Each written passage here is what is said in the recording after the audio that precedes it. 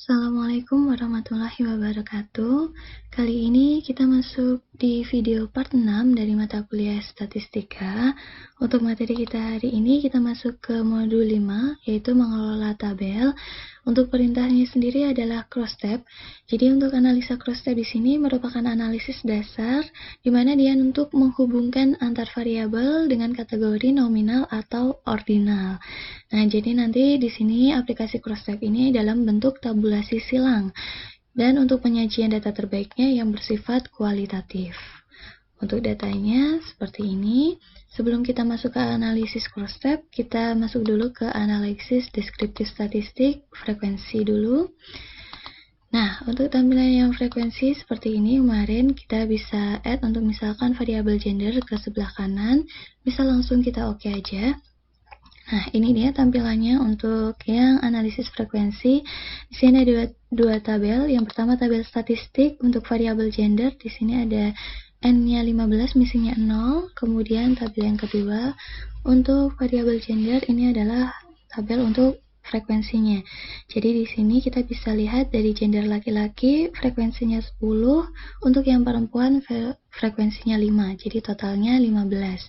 Nah, cuman di analisis frekuensi ini kita tidak bisa melihat untuk misalkan gender laki-laki dari 10 orang ini ada berapa orang yang misalkan pelayanannya menyenangkan, atau yang perempuan dari 5 orang ini ada berapa orang yang pelayanannya biasa saja. Nah, karena itu kita bisa pakai untuk analisis cross-tab. Oke, kita langsung aja untuk menunya analyze, kemudian deskriptif statistik, kemudian kita bisa pilih untuk menu cross-tab. Nah, untuk menu cross-tab di sini di sebelah kanan ada rows untuk baris dan di bawahnya ada kolom untuk kolom. Jadi karena bentuknya tabulasi silang, maka di sini kita harus menentukan mana yang akan menjadi baris dan mana yang akan menjadi kolom. Misalkan gender ini sebagai rows, kemudian pelayanan sebagai kolom. Kita add variabelnya ke sebelah kanan. Oke, kemudian untuk bagian statistiknya kita bisa checklist untuk chi-square. Kemudian kita bisa klik continue. Nah, selanjutnya di sini kita bisa munculkan juga untuk display cluster bar chart-nya. Kita bisa checklist di sini untuk memunculkan bar chart-nya. Oke, kalau sudah kita oke. Nah, ini dia untuk cross-tab-nya. Nah, untuk cross-tab-nya di sini ada 3 tabel yang muncul, terutama kalau tadi kita sudah checklist untuk tabel chi-square test. Yang pertama di sini ada case processing summary. Jadi di sini ada gender kali pelayanan. Di sini ada N-nya 15, missingnya 0, jadi total N-nya adalah 15 karena tadi sebanyak 15 data. Kemudian di bawahnya ada tabel gender versus pelayanan cross tabulation.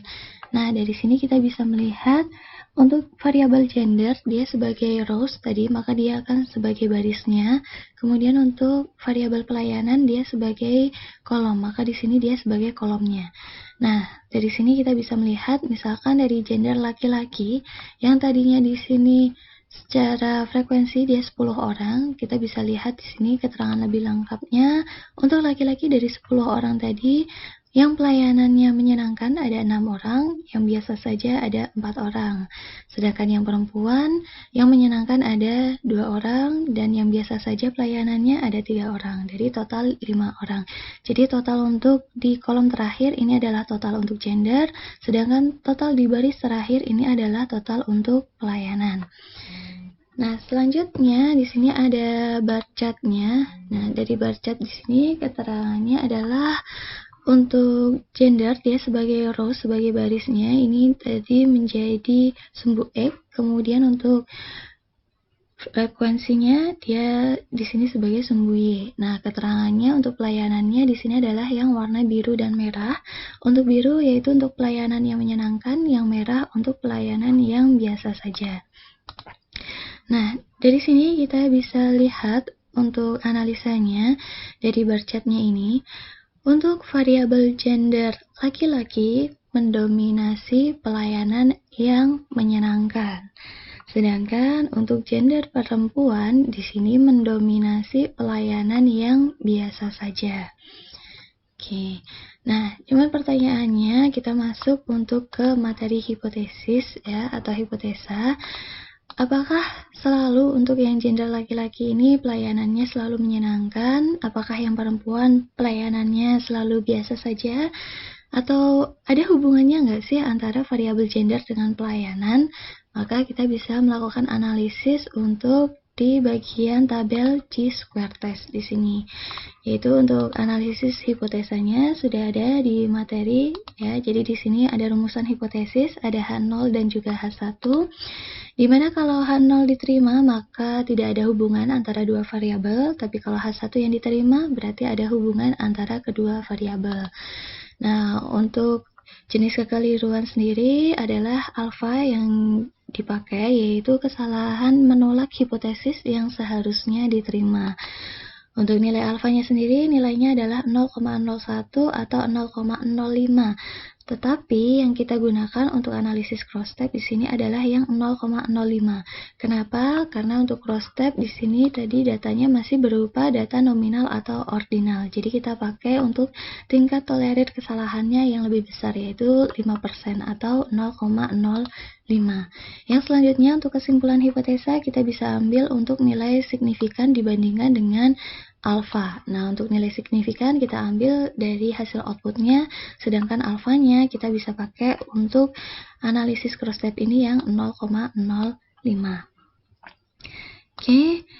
Nah, dari sini untuk bagian chi-square test tabel ini kita bisa lihat untuk nilai signifikannya adalah teman-teman fokus di baris persen chi-square, kemudian di kolom asymptotic significant yang two side. Di sini ada sekitar 3 yang ada keterangan signifikan sig two side, sig one side. Nah, jadi yang kita pakai adalah yang asymptotic significance.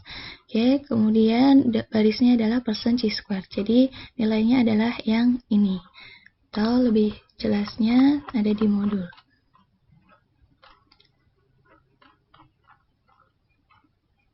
Nah, nilainya adalah ini. Di depannya ada titik, berarti artinya adalah 0. Jadi 0,464.